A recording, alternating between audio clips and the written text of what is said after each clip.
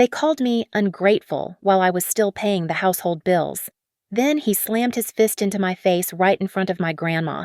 A 27-second video exposed everything Nana's missing medical funds and my stepfather's booming laughter. I stayed silent for 10 days. Then, every receipt, every forged signature, every stolen dollar started floating to the surface. The night before the hearing, he texted, "You'll regret this." The next morning, handcuffs were waiting in the courthouse hallway. They called me ungrateful when I stopped paying. Their whole filthy system collapsed. My name is Tessa Calder, and I'm 29 years old. That Saturday afternoon in Stonehaven started like any other weekend barbecue at my mother's house, the smell of charcoal mixing with Roy's cheap beer and Cole's obnoxious music blasting from the Bluetooth speaker. I'd just transferred $1,800 from my phone, right there on the back deck, watching the payment confirmation pop up, pharmacy payment for Ruth Avery complete. "Look at Miss Moneybags over here," Roy announced, his voice carrying across the yard where relatives clustered around folding tables. "Throwing cash around like she's buying respect?" The laughter rippled through the crowd.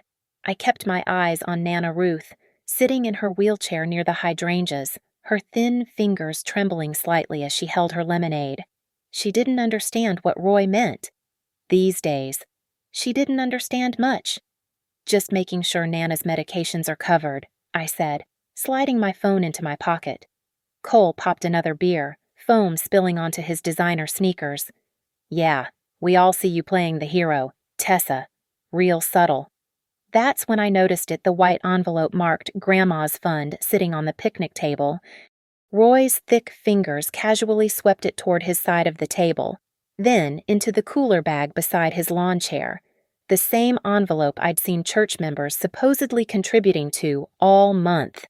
"What are you doing with that money?" I asked, my voice cutting through the music. Roy's face darkened. "Keeping it safe. Not that it's your business." "It is when I'm the only one actually paying for her care." "You ungrateful little..." He stood up, all 6 feet 2 inches of him, his shadow falling across the table. "Everything your mother and I do for you, keeping you in the family after your daddy ran off, and this is how you talk to me." My mother, Evelyn, materialized beside him, her hand fluttering to his arm. "Roy, please. Tessa, honey, don't make a scene." Make a scene. I stood up too, though I barely reached his shoulder. "He's stealing money meant for Nana while I drain my savings every month for her prescriptions, her home health aid, her..." The fist came so fast I only saw the blur. The impact against my cheekbone sent me stumbling backward, my hip catching the edge of the table. The world went sideways for a second, and I tasted copper in my mouth. Through the ringing in my ears, I heard Nana Ruth's frightened whimper, saw her lemonade glass roll across the concrete. "Roy." My mother's scream was thin, desperate. Someone's phone was out later. I'd learn it was my cousin Derek, 27 seconds of shaky footage that would change everything. But in that moment, all I could focus on was Roy's face, satisfied and cold, and my mother already making excuses. "She provoked him," Evelyn was saying to the shocked relatives. "You all saw it. She's been difficult lately. Work stress. You know how it is." I touched my cheekbone. My fingers came away with blood. "Don't make this bigger than it needs to be," my mother whispered, kneeling beside me with a handful of paper napkins. "Family forgives family." I looked at Nana Ruth, tears sliding down her confused face, then at Roy counting the bills from the envelope like nothing had happened. Cole was actually smirking, already texting someone about the drama. "I'm done," I said, pushing myself up despite the dizzy spell. "I'm done paying for anything in this house." Roy laughed. "You'll be back tomorrow, begging to make peace. You can't abandon your precious grandma." I walked to my car, each step deliberate, my cheekbone throbbing with my heartbeat. Behind me, I heard my mother making apologies, heard Roy telling everyone I'd always been dramatic, heard the party resuming like a switch had been flipped. But I wasn't being dramatic. I was done being their cash machine. And sitting in my car, Watching the party continue through my rearview mirror, I made a decision. I pulled out my phone and opened a new note. At the top, I typed Evidence Log Day 1. They wanted to call me Ungrateful Fine. I'd show them exactly how ungrateful I could be. Back in my one-bedroom apartment, I spread everything across my dining table like a crime scene investigation. 14 months of receipts, bank statements, pharmacy bills, and wire transfer confirmations covered every inch of the cheap IKEA surface. My cheek throbbed as I leaned over the papers, but the pain kept me focused, kept me angry enough to see clearly. "Jesus Christ, Tessa," Fiona said when she arrived at 8:30 that evening, her CPA credentials and fraud examination certificate making her exactly the friend I needed. "Your face looks like my stepfather punched me." "Yeah, I got that." I handed her a bag of frozen peas I'd been pressing against the bruise. "I need you to look at something." Fiona Lake had been my roommate in college, the one who'd convinced me to minor in accounting even though I'd ended up in supply chain management. Now she worked for a forensic accounting firm downtown, and the way her eyes sharpened when she saw my document spread told me I'd made the right call. "Start with Nana's bank statements," I said, pulling up the online banking on my laptop. "I'm an authorized user, so I can monitor her Medicare payments." Fiona whistled low. "ATM withdrawals. Every Sunday, right after church. 300 here, 500 there." She grabbed a highlighter. "Always between noon and 12:45 p.m., always from the same ATM on Brookside Avenue." "That's 2 blocks from their church," I said. "Total." Fiona's fingers flew across her phone calculator.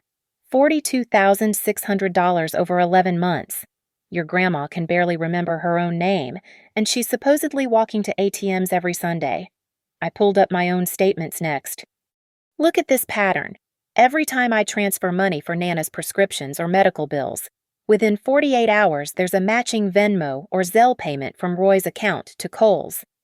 The amounts are different, though," Fiona noted, creating a spreadsheet on her laptop. "You send $1,800, Cole gets $700. You send $1,200, Cole gets $450. It's like a commission.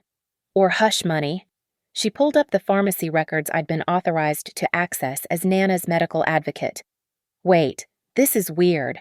There's a power of attorney form filed 6 months ago at CVS, signed by Ruth Avery.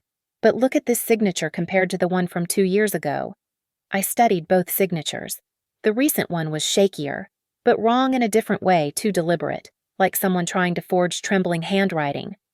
"Roy helped her sign it," I said, remembering that day. "Said she was having a bad arthritis day, so he guided her hand." "That's not guiding. That's forgery." Fiona pulled out her phone. "We need to document everything. Download a call recording app. North Carolina is one-party consent. Set up cloud backup for all these documents, and get a camera for your apartment.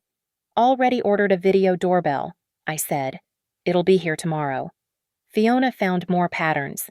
Charges at the casino 40 miles away, always the day after the ATM withdrawals. Online purchases shipped to Cole's apartment. A equity line of credit opened against my mother's house, which was supposed to be in both Mom and Nana's names, but somehow was now just Mom and Roy's. "The equity line shows $40,000 drawn for roof repairs," Fiona said, pulling up property records. "But there's no permit filed with the city for any roof work." My phone buzzed. "Mom, sweetheart, Roy feels terrible. He wants to apologize. Can you come for dinner Tuesday?" I showed Fiona the text. She snorted. "Yeah, right. Save that message." Document everything, every text, every voicemail, every interaction. Another buzz. Unknown number. But I recognized Cole's burner. "You better stop whatever you're thinking. Family business stays in the family." "Is that a threat?" Fiona asked. "It's evidence," I said, screenshotting it before it could disappear. We worked until 2 in the morning, building a timeline, creating folders, backing up everything to 3 different cloud services. By the time Fiona left, we had a clear picture Roy had been systematically draining Nana's accounts while I covered her actual expenses, thinking the family fund was helping. I stood at my window, looking out at the Stonehaven skyline, my reflection showing the purple bloom across my cheekbone. Tomorrow, I'd call Adult Protective Services. Tomorrow, I'd file for a domestic violence protective order. Tomorrow, I'd stop being the grateful daughter who kept quiet. Tonight, though, I opened my banking app and canceled every automatic payment labeled Family Help. My phone immediately lit up with texts from Mom, but I didn't read them. I had receipts to organize, signatures to compare, and a case to build. They wanted to see Ungrateful. They hadn't seen anything yet. Monday morning at 7:15. I sat in the parking lot of the Mecklenburg County Courthouse, my face covered in concealer that couldn't quite hide the purple-green bruise. The domestic violence protective order application felt heavy in my folder, every line filled out in careful black ink. The clerk at window 3 didn't flinch when she saw my face. Emergency hearing will be this afternoon at 2:30. Judge Morrison, bring any evidence photos, medical records, witness statements. I'd already been to urgent care at 6 that morning, getting my facial contusion documented. The doctor, a tired woman named Dr. Patel, had taken photos from multiple angles and written a detailed report about the injury pattern consistent with a closed fist strike. My next stop was Adult Protective Services on Commonwealth Avenue. The intake worker, a soft-spoken man named James, became increasingly alert as I laid out the financial documents. "This is one of the more organized reports we've received," he said, photographing each page. "The pattern is clear financial exploitation of a vulnerable adult. We'll assign an investigator immediately." "How long before something happens?" I asked. "We begin within 24 hours. If we find evidence of immediate danger or ongoing theft, we can fast-track court intervention." He paused. "Are you safe?" "The perpetrator of the financial abuse is also your attacker. I'm staying away from the house. I have cameras now, recording everything." Back at my apartment, I called my supervisor at Northline Freight Solutions. Marcus had always been understanding, and I needed him to be now more than ever.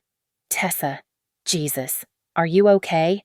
His voice carried genuine concern over the video call. "Is that a bruise?" "Family situation," I said carefully. "I need to work remotely for the next 2 weeks. I can handle all my supply chain coordinations from home, and I'll be available for virtual meetings." "Done. Take whatever time you need. Do you need... is there anything the company can do?" "We have that employee assistance program. Legal aid might help," I admitted. "I'll send you the contact today, and Tessa document everything through official channels. Cover yourself." At 1:45, I was back at the courthouse. My mother was already there, Roy beside her in his only suit, the one he wore to church. They'd brought Pastor Hale. "Tessa, sweetheart," Mom started, but I walked past them to check in with the bailiff. The courtroom was smaller than I'd expected. Judge Morrison, a stern black woman in her 60s, reviewed the paperwork while Roy's hastily hired lawyer argued this was a family misunderstanding. "Your Honor," the lawyer said, "this is simply a case of hurt feelings after a family disagreement. Mr. Benton deeply regrets the incident and..." "Incident?" Judge Morrison looked up sharply. "I'm looking at medical documentation of facial battery. Ms. Calder, please approach." Standing before the judge, I kept my voice steady as I described the assault. The judge asked me to lower the concealer with a makeup wipe the bailiff provided. The bruise had darkened overnight, spreading across my cheekbone in purple and yellow clouds. "Mr. Benton, do you deny striking the petitioner?" Roy stood. She was being disrespectful. "Your Honor, sometimes discipline." "Stop talking," the judge commanded. "Sir, the petitioner is 29 years old, not a child under your authority." "Pastor Hale, are you here as a character witness?" The pastor shifted uncomfortably. "I'm here to encourage family reconciliation, Your Honor." "I see." Judge Morrison turned back to me. "Is there additional concerning behavior?" I presented the text from Cole, the pattern of messages demanding I return to the house, the financial documents suggesting elder abuse. The judge's expression grew darker with each page. I'm granting a temporary domestic violence protective order, effective immediately. Mr. Benton, you are prohibited from coming within 500 feet of Ms. Calder, her residence, or workplace. No contact, no calls, texts, emails, or third-party messages. The full hearing is set for 2 weeks from today. Your Honor, Roy's lawyer interjected. The family lives together. Ms. Calder, you don't reside at the defendant's address. No, Your Honor, I have my own apartment. Then there's no issue, Mr. Benton. You're also ordered to surrender any firearms to the Sheriff's Department within 48 hours. The judge turned to me. I'm also forwarding this case file to the District Attorney's Office regarding potential elder abuse charges. APS will be in contact. Outside the courtroom, my mother caught my arm. Tessa, please. You're destroying our family. Roy destroyed our family when he stole from Nana and hit me, I said, pulling away. And you helped when you covered for him. He provides for us without Roy. We'd lose the house. The house he's borrowing against, the equity he's stealing. I saw her flinch. I know about the $40,000. Mom, I know where it went. Pastor Hale stepped forward. Perhaps we could pray together. No, I said firmly. I'm done praying for forgiveness while Roy counts stolen money. If you want to help, ask him about the grandma fund that never made it to Grandma. I walked away, my phone already buzzing with blocked number calls I knew were from Cole. But I didn't answer. I had a video doorbell to install and more evidence to organize. The legal wall was going up, brick by brick, and Roy was about to learn what happened when you punched the wrong woman. Tuesday night at 11:43, my phone lit up with another burner number. This time, Cole didn't bother hiding his voice in the voicemail. You think you're smart with that restraining order Dad can't contact you, but I can. You're gonna regret dragging us through court, you ungrateful bitch. Wait till you see what happens to Nana's care when you're not around to play hero. I saved the voicemail to 3 different cloud services and forwarded it to the APS investigator. By Wednesday afternoon, Fiona had uncovered the full scope of the father-son operation. She came over with her laptop and a grim expression. Remember those Venmo transactions from Roy to Cole. Look at the memo lines. She turned the screen toward me. Gas money, errands, helping with Grandma. But Cole never helps with Nana, I said. Exactly. But look what happens next. Fiona pulled up Cole's bank records obtained through a contact she wouldn't name, but who owed her a favor. Every deposit from Roy is followed within hours by purchases at Best Buy, StockX for sneakers, or transfers to his bookie. He's gambling, sports betting, based on these app transactions, and losing badly. He owes about $15,000 according to these patterns. I cross-referenced my own payment history. Jesus, Fiona, look at this. April 10th. I send $2,000 for Nana's cardiac medication. April 11th. Roy sends Cole $700 labeled car repairs. April 12th. Cole places a $1,200 bet on a UFC fight. They're literally gambling with your grandmother's medicine money. My doorbell camera alerted my phone. Cole stood outside my apartment building, looking directly at the camera. He held up a piece of paper. Can't arrest me for standing on a public sidewalk. He's trying to intimidate you, Fiona said, looking at the feed. Let him. I started recording through the app. Every second he stands there is more evidence of harassment. Cole stayed for 20 minutes, occasionally holding up new signs. Family traitor. Nana knows what you are. Mom's crying because of you. What he didn't know was that the APS investigator, James, had called me an hour earlier. They'd interviewed Nana with a cognitive specialist present. Even through her confusion, she'd managed to communicate that Roy took her card and made her sign papers.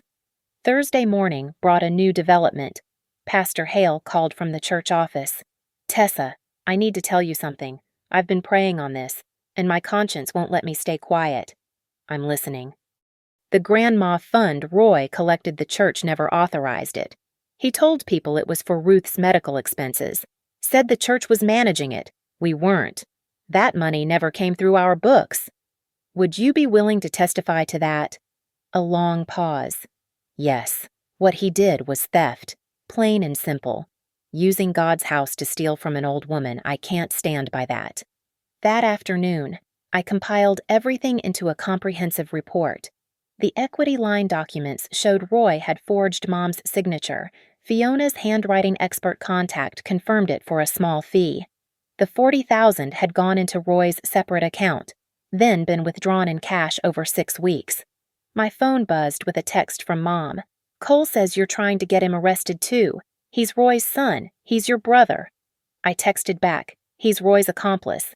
Check your jewelry box. Mom, see if anything's missing." 20 minutes later, she called, hysterical. "My mother's wedding ring is gone." "The diamond earrings Dad gave me for my 40th. Check the pawn shops on Madison Street," I said. "Cole knows which ones don't ask questions." "You're lying. You're trying to turn me against them." "I'm trying to open your eyes. Roy and Cole have been stealing from all of us, but especially from Nana, and you've been letting it happen. I don't have a choice without Roy. You'd still have the house if he hadn't borrowed against it.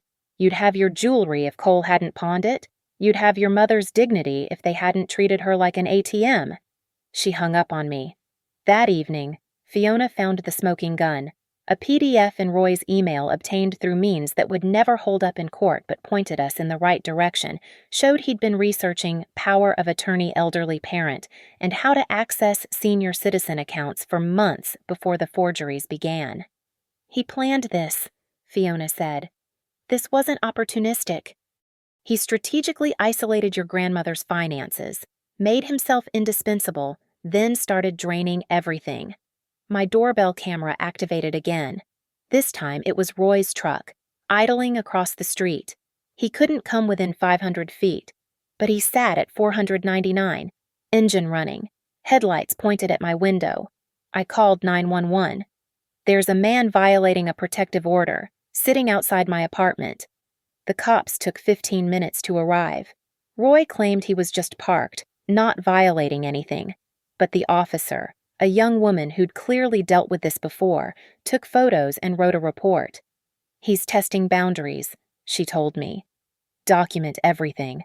Next time might be enough for an arrest." As I watched Roy's truck finally pull away, I realized something. They thought they were wearing me down, but every threat, every intimidation attempt, every violation was just adding to my pile of evidence. Cole had asked what would happen to Nana's care without me playing hero. He was about to find out what happened when the real authorities took over. Friday night, I texted Roy from my work phone, a number he didn't have blocked. "We need to talk about Nana's care. Meet me at Mel's Diner on Highway 74. Public place, neutral ground, 9 p.m. He responded within minutes. "Finally coming to your senses." Mel's Diner was a 24-hour greasy spoon with fluorescent lights that made everyone look sick. Perfect for what I needed. I arrived at 8:45, chose a booth in the back corner, and positioned my phone in my jacket pocket, voice recorder app running. Roy walked in at 9:07, scanning the room before sliding into the booth across from me.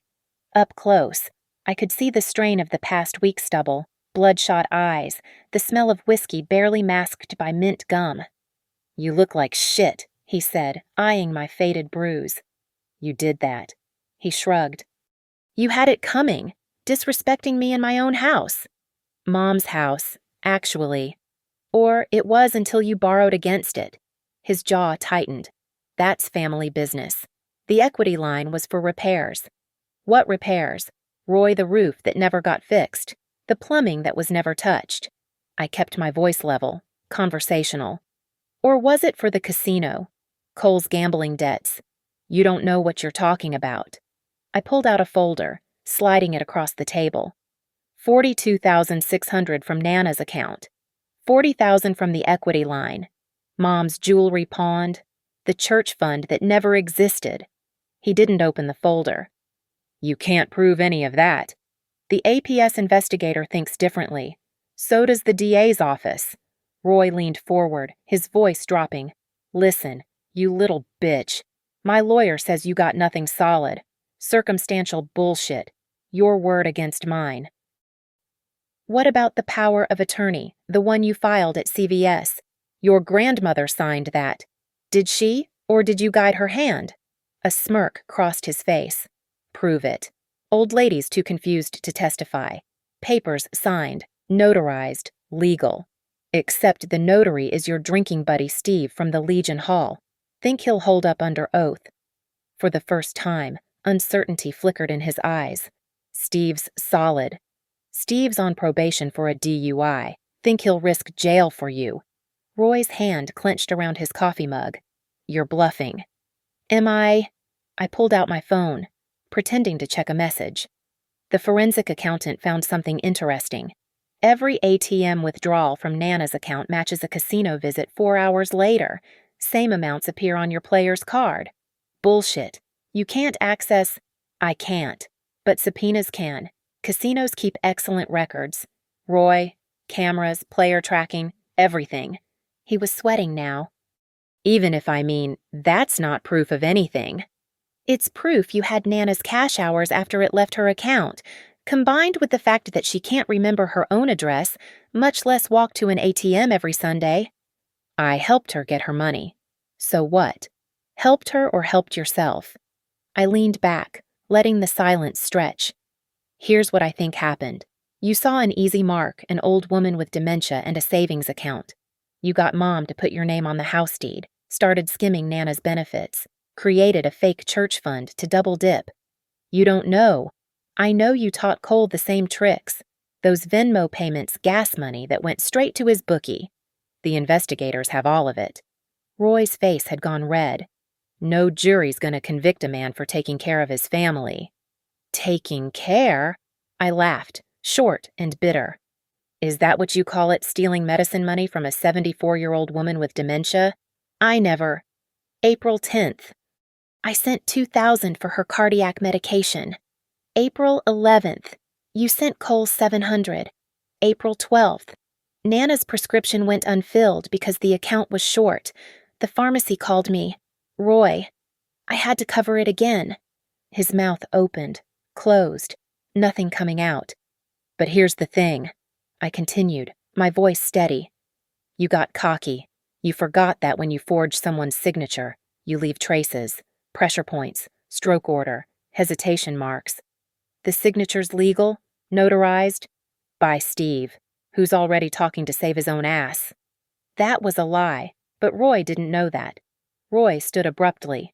This conversation's over. Sit down. We're not done. Or what you'll call the cops, I'm not violating the order. Public place. You invited me. Or I'll send this recording to the APS investigator tonight instead of Monday. He froze. You're not recording. I pulled out my phone, showed him the app running 53 minutes, still recording. You fucking careful. Roy, threaten me on tape and that protective order becomes an arrest warrant. He sat back down, deflated. What do you want? I want the truth. On record. How did you forge the power of attorney? His eyes darted around the empty diner. The overnight waitress was watching TikToks behind the counter, earbuds in. I practiced her signature from old checks, traced it until I could do it freehand. And Steve notarized it without her present. A long pause. I told him she was in the car, too sick to come in. The equity line. I signed for your mother. She doesn't understand finances. You mean you forged her signature too? It's my house too. No, Roy, it's not.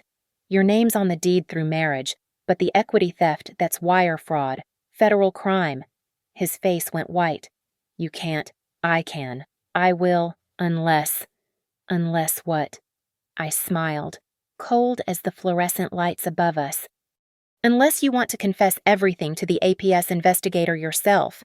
Tomorrow. 9 You're crazy. No, Roy, I'm ungrateful. Remember, so ungrateful that I'm done protecting you from yourself. I stood, dropped a 20 on the table for my untouched coffee. 9 tomorrow, or this recording goes to everyone APS, the DA, the FBI's Elder Fraud Unit.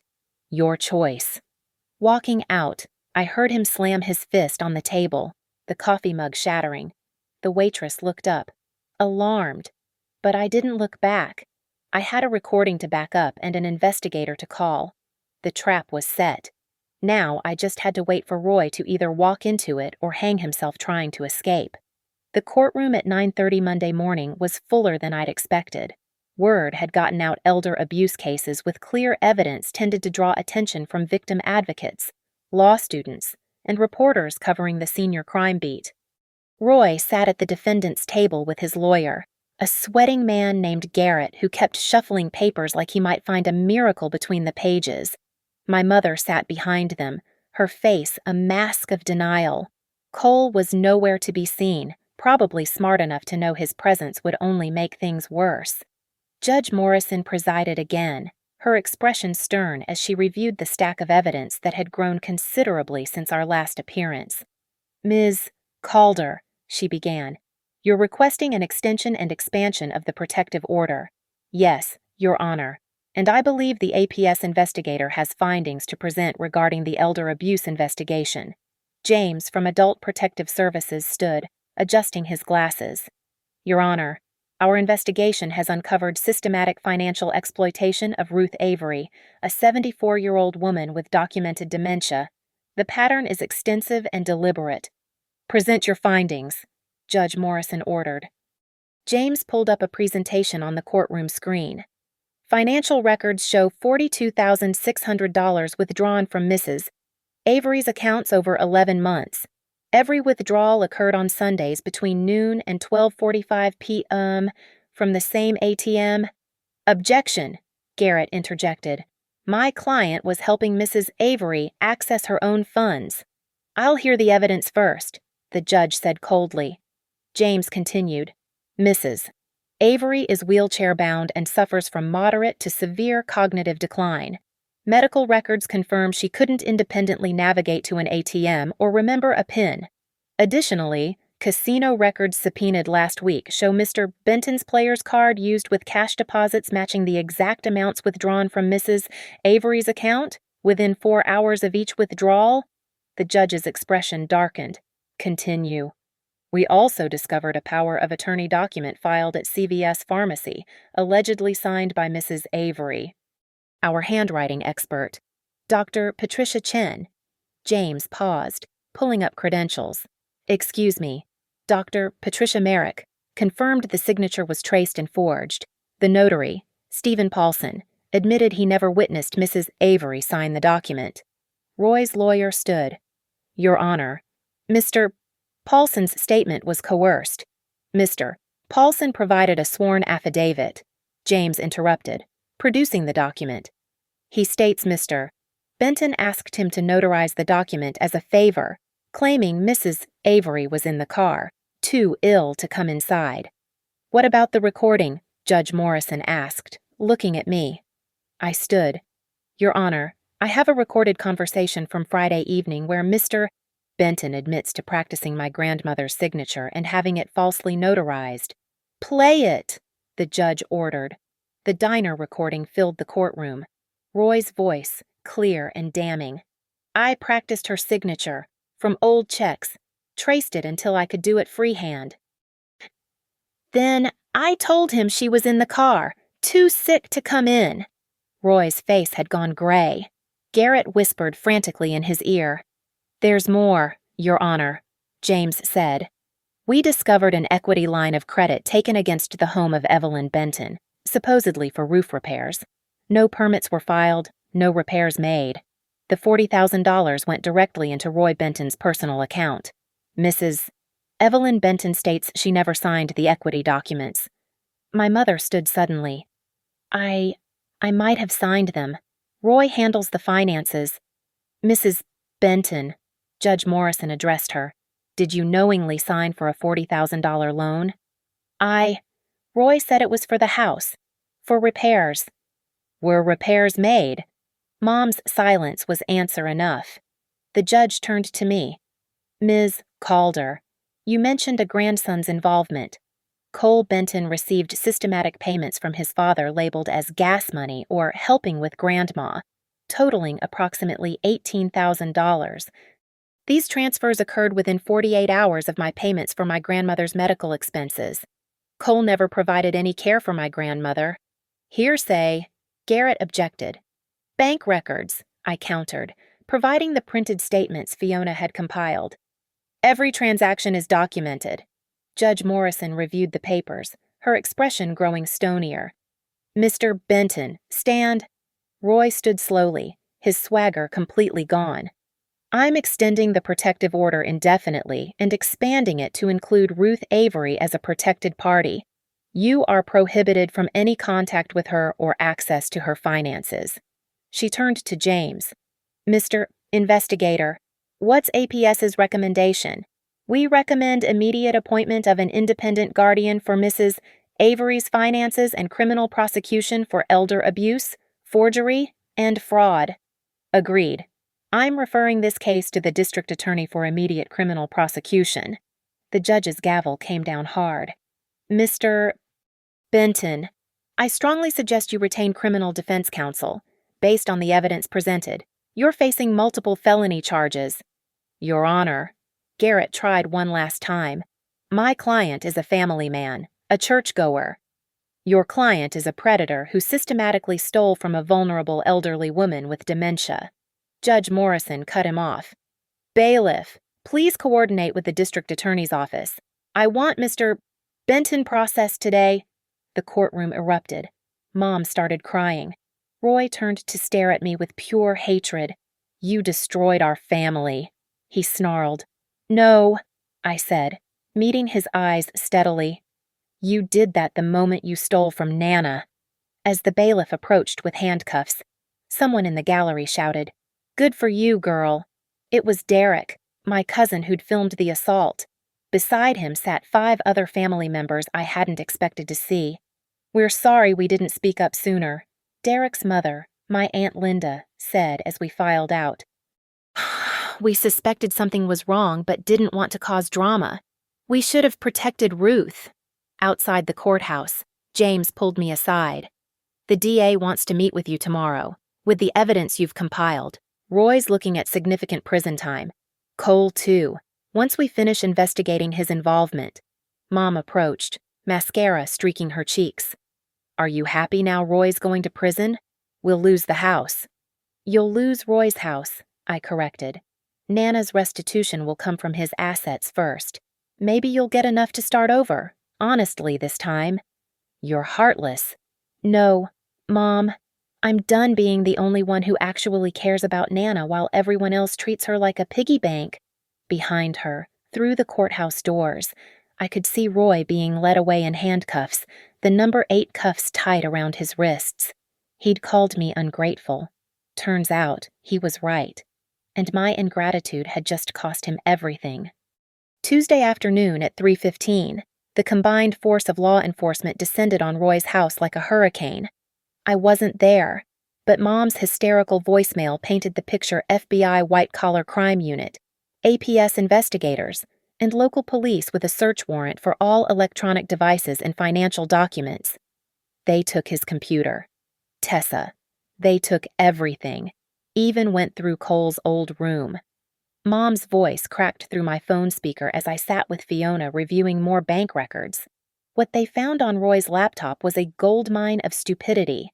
The man had actually saved PDFs of Nana's signature from old documents, multiple practice attempts at forgery, and emails to Cole with subject lines like, "This week's payment," with the stolen amounts detailed. Detective Sarah Wu from the Elder Crimes Unit called me at 5:40 that evening. Ms. Calder, we found something interesting. Your stepfather had software for signature manipulation and tutorials bookmarked on how to forge documents convincingly. He literally left us a roadmap. Wednesday morning, Cole finally surfaced, and he was angry. He showed up at Northline Freight Solutions, causing a scene in the lobby until security removed him. But not before my coworker Janet caught him on camera screaming that I'd destroyed his inheritance and that the old lady wanted us to have that money. My company's legal department immediately got involved. The lawyer they'd assigned to me through the Employee Assistance Program, David Park, was a former prosecutor who specialized in financial crimes. This is beautiful, David said, reviewing everything Wednesday afternoon. They documented their own crimes. We're filing for immediate asset freeze on both Roy and Cole's accounts, plus liens on Roy's truck and Cole's apartment. Can we do that? With the elder abuse charges, absolutely. The court can freeze assets to ensure restitution to the victim. Thursday morning brought the knockout punch. The forensic tech examining Roy's computer found deleted files he'd thought were gone forever, including video files from his phone. One video, dated 3 months ago, showed him at the ATM with Nana in her wheelchair, his hand physically guiding hers to punch in the pin while she protested weakly. "Roy, I don't want to." Detective Wu called me immediately. "This is slam-dunk evidence of physical coercion. We're adding another felony charge." But Roy wasn't done being stupid. That afternoon, despite being out on bail with explicit instructions not to liquidate assets, he tried to sell his truck to a dealer for cash. The dealer, seeing the fresh lien paperwork in the system, called the police. Roy was arrested again, this time for violating bail conditions. Cole panicked. His bookie was calling in debts, and with his accounts frozen, he had nowhere to run. He made the mistake of texting me from his real number. "I'll testify against Dad if you unfreeze my accounts. I know everything." I forwarded it straight to Detective Wu. Friday morning at 10:30, the district attorney's office convened a meeting. The lead prosecutor, Ada Monica Williams, was a small woman with the demeanor of a pit bull. "Mr. Benton Roy is looking at 15 to 20 years with the evidence we have. The forgery, elder abuse, fraud, and the new coercion video he's finished." She turned to me. "But we want Cole too. He's trying to flip on his father, but we have enough to charge him independently." "What about my grandmother's money?" "That's the beautiful part," Monica smiled. "We've tracked most of it. The casino has records of Roy's losses, about 30,000, but the equity line money is sitting in an investment account he thought we wouldn't find. It's under his brother's name, but we have the transfer records." That afternoon, the process server arrived at Cole's apartment with perfect timing. Cole had been live streaming on Instagram, bragging about how he was too smart to get caught, when the server appeared in the background of his video. The internet is forever, and his followers screen recorded him being served with felony fraud charges in real time. The climax came at 4:20 that afternoon. Roy, in county lockup after his bail was revoked, was formally charged with 8 felony counts. The guards later told Detective Wu that he'd cursed my name for 20 minutes straight. But the real satisfaction came when I visited Nana at the care facility where APS had temporarily placed her for her protection. She was having a clear moment, rare these days. "Tessa, sweetheart," she said, gripping my hand. "That man, Roy, he was taking my money, wasn't he?" "Yes, Nana, but not anymore." "You stopped him?" "Yes." She squeezed my hand with surprising strength. "They called you ungrateful at that barbecue. I remember. I might be confused most days, but I remember that." Her eyes, usually cloudy, were sharp. "You're not ungrateful, baby. You saved me." As I left the facility, my phone buzzed with a news alert. Local news had picked up the story. Stonehaven man faces 20 years for elder abuse. Fraud. Roy's mugshot stared back at me, the number 8 visible on his orange jumpsuit. Detective Wu texted me moments later. "Judge signed the order. All frozen assets will be transferred to a trust for your grandmother's care. Cole's being arrested as we speak." I sat in my car in the parking lot, watching the sunset over Stonehaven. They'd called me ungrateful. They'd called me a traitor. They'd said I was destroying the family. They were right about one thing: I had destroyed something. I'd destroyed their whole criminal enterprise, piece by piece, with receipts, recordings, and the truth. And I didn't feel an ounce of regret. Monday morning at 9 sharp, we gathered in Judge Morrison's courtroom for the final disposition hearing. Roy sat in his orange jumpsuit, shackled at the wrists and ankles. Cole sat separately, his designer clothes replaced with matching orange. Neither would look at me. Judge Morrison reviewed the plea agreements. Roy had finally accepted reality: 22 years for 8 felony counts, with possibility of parole after 15.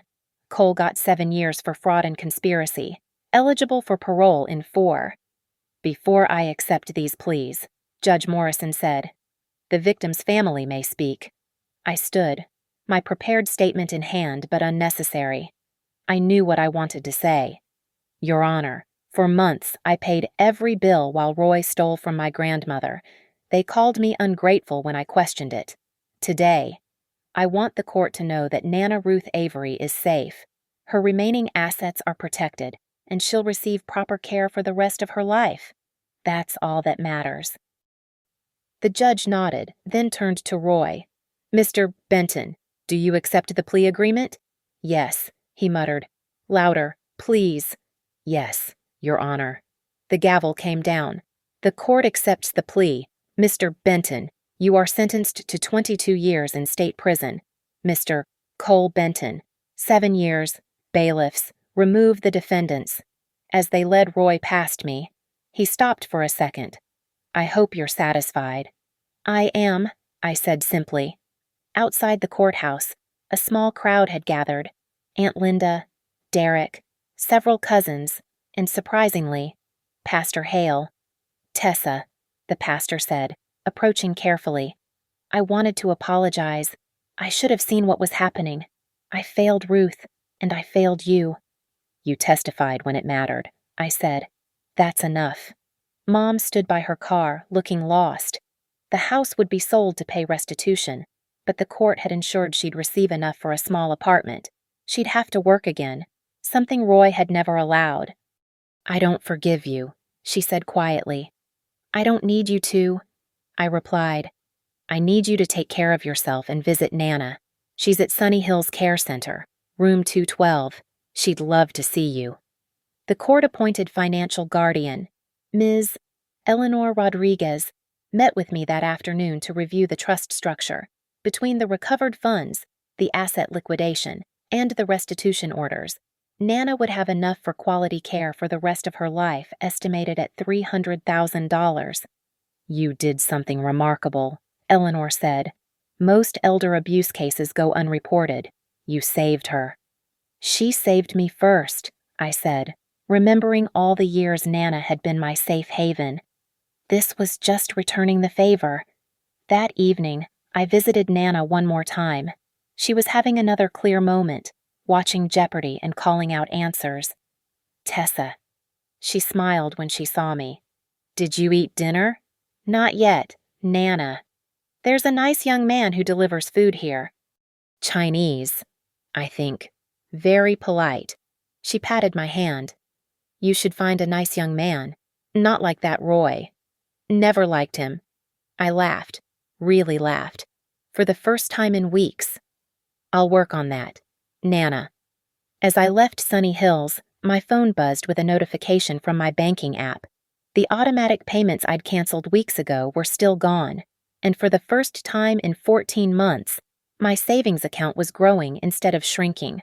I sat in my car and opened my notes app, looking at the evidence log I'd started that day after the barbecue. At the bottom, I typed one final entry, day 43, case closed, Roy and Cole in prison, Nana safe and funded, Mom on her own but surviving. They called me ungrateful. They were right. I'm ungrateful for abuse, ungrateful for theft, ungrateful for lies disguised as family loyalty. My ingratitude saved my grandmother and sent 2 criminals to prison. Sometimes being ungrateful is the most loving thing you can do. I closed the app and drove home to my quiet apartment, where no one would demand money, no one would gaslight me about family obligations, and no one would ever again call my love ungrateful. The next morning, I returned to work at Northline Freight Solutions, where my co-workers gave me a standing ovation. Marcus had already approved my promotion senior supply chain coordinator with a 20% raise.